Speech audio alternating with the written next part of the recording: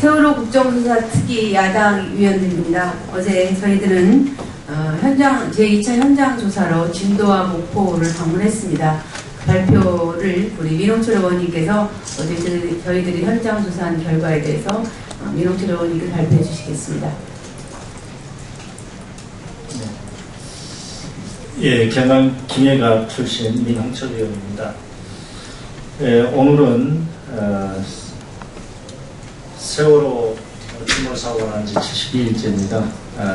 어제 야당 세월호 특위위원들은 목포 해경과 삼함대 사령부 그리고 진도 VTS 현장 조사를 다녀왔습니다. 그 결과에 대해서 말씀을 드리겠습니다. 목포 해양경찰서에 대한 현장 조사 결과 세월호 참사 초기에 목포 해경은 현장 상황을 통제하는 중심에 있었음에도 불구하고 정확한 상황 장악과 신속한 정보 공유 또 전파까지도 하지 못했다. 그리고 긴급 출동과 인명 구조에 대한 적절한 조치가 있었는지 확인을 했지만 그런 부분에 대해서 초동 조치가 미흡했다. 그런 사실을 우리가 확인을 했습니다. 특히 현재 해경의 조직만 가지고는 대형 재난사고에 해난사고에 대처할 역량을 갖추지 못하고 있다는 사실을 확인했습니다. 올해 2월 서해지방해경청에 항공구조대가 신설되어서 목포 해경의 122 구조대 창설됐습니다만 그리고 헬기가 3대가 있었음에도 불구하고 침몰 사고 당시에 그 헬기를 충분히 이용할 수가 없었다. 122 구조대가 인명구조 훈련을 했지만 세월호 사고와 같은 대형 재난사고 구조 훈련은 받지 않았다. 이런 사실도 확인을 했습니다. 그나마 초기 출동한 항공구조대 헬기 3대는 바구니로 35명의 인명을 구조하는 데 그쳤고 방송 설비가 없었습니다. 그래서 출동한 헬기는 세월호에 갇힌 승객들에게 탈출하라는 신호조차 보낼 수 없는 사실을 확인했습니다. 그리고 특히 문제가 된 것은 해경이 여러 진도 VTS나 기타 상황실과 정보 공유조차도 하지 못한 그 체계가 굉장히 미흡했다는 사실을 확인을 했습니다.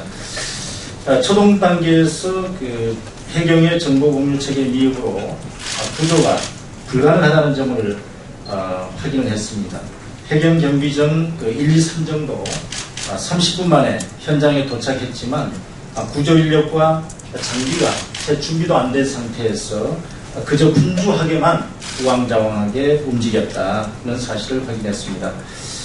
그리고 1, 2, 3정은 출동 과정에서 세월호 상황에 대한 상세한 정보를 전달받지도 못했습니다. 목포 해경에서 그러한 상황을 전파를 해줘서 도착할 때 즉각 조치가 이루어지도록 해야 함에도 불구하고 선실에 300여 명이 구조를 기다리고 있다는 사실조차도 모르고 사고 현장에 도착했다는 사실을 확인했습니다. 그리고 더더욱 이해가 안 가는 것은 1, 2, 3정을 비롯한 해경은 기울어진 선박을 보고 당연히 선장이 퇴선 명령을 내렸을 것이다 이렇게 생각을 하면서 초동 조치를 취했다는 사실에 대해서 아연 실증할 수밖에 없었습니다. 그리고 이번 세월호 침몰 사고 상황에 대한 정보 공유가 없는 상태에서 1, 2, 3정이 출동했다는 사실과 더더욱 현장에 도착한 해경 요원들은 조타실에 올라갈 수 있었음에도 불구하고 조타실에 진입하려는 노력조차 하지 않았다. 그런 사실을 확인했습니다. 결국 사고 초동 단계에서 정보 공유 체계 부실과 함께 해난 사고에 대한 위기관리 시스템이 전혀 작동되지 않았고 그러한 무능을 현장 조사를 통해서 확인을 했습니다. 재난 컨트롤 타워 부재가 이번 참사를 불러왔다는 사실을 강조하지 않을 수 없습니다. 그리고 일선의 그 지휘체계도 상당히 혼선을 느끼고 있다. 현재까지도 지금 정리가 안 된 상태에 있다는 사실도 확인했습니다. 그 다음에 해경은 가장 현장에서 그 사고와 승선 인원에 대해서 현황을 잘 파악하고 있을 단원고 교감 선생님에 대한 무리한 수사를 진행했다는 사실도 확인을 했습니다. 사고 당일 구조된 교감 선생에 대한 조사 등 초기 수사 내용에 대해서도 수사는 검경수사본부에서 실시했기 때문에 해경은 모른다, 이런 책임 떠넘기기에 급급했고 이에 야당 특위위원들은 분노를 금치 못했습니다. 또 한 가지 의혹은 해경이 이준석 선장을 보호했다는 어떤 의혹에 대해서도 추궁을 했습니다. 이준석 선장에 대해서 구조 첫날 16일 오후부터 18일 새벽까지 목포 해경에 소환돼서 약 20여 시간 조사를 받았습니다만은 그 이후에 해경 직원이 이준석 선장을 자신의 아파트로 데려가서 숙식을 제공하는 것이 과연 적절했느냐에 대해서도 문제를 제기하는 바입니다. 그리고 이 부분에 대해서는 왜 선장을 해경 수사관의 경찰관 집에 숙식을 하면서 묵게 했는지, 또 누가 지시했는지, 또 누구를 만났는지 등에 대해서는 앞으로 규명이 있어야 한다, 이런 말씀을 드립니다. 또한 체류한 아파트 현관 CCTV 영상도 2시간가량 기록이 되어 있는데 이 부분에 대해서도 지워진 문제에 대해서 혹시 선장과 부적절한 접촉을 통해서 증거를 인멸하려는 세력이 있지 않았는가 하는 의혹을 가지게 합니다. 이 부분에 대해서도 국정조사를 통해서 반드시 규명할 계획입니다. 이런 또한 목포 삼암대 사령부 지휘통제실 현장 조사도 실시했습니다.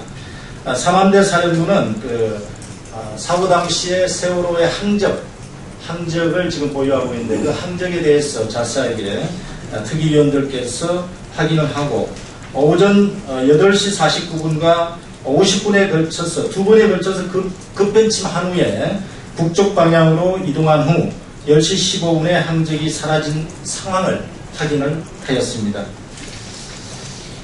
다음 진도 VTS 현장을 방문했습니다. 진도 VTS 관제 영상과 교신 내용 등을 확인해서 세월호 사고 당시의 상황을 복기하고 급선의 상황과 선박의 이상 상황을 관제를 통해서 감지할 수 있는지 여부를 집중 조사했습니다. 조사 결과 진도 VTS는 사고 발생 후 18분 만인 09시 6분에 목포 해경 상황실로부터 사고 사실을 접수했습니다. 이러한 사실은 진도 VTS가 세월호 사고 발생 시각인 8시 48분부터 18분간 전혀 사고 사실을 인지하지 못했다는 점을 확인했습니다. 이러한 사실은 결국 관제를 소홀히 했거나 관제만으로 선박 이상을 감지할 수 없다는 사실을 확인했습니다. 이후 진도 VTS는 세월호 선장과 교신하였으나 상황을 안리하게 판단하여 승객 퇴선과 탈출을 강력하게 요구하지 않았다, 이렇게 지금 주장을 하고 있는데 특위위원들은 현장에서 과연 선장과 직접 통화했느냐, 이 부분에 대해서 집중 확인을 했습니다. 그러나 뚜렷한 답변은 없었습니다. 이 부분에 대해서도 국정조사관에 확실히 밝힐 계획입니다. 마지막으로 저희들 야당 특위위원들은 진도체육관을 방문해서 실종자 가족들과 면담을 했습니다.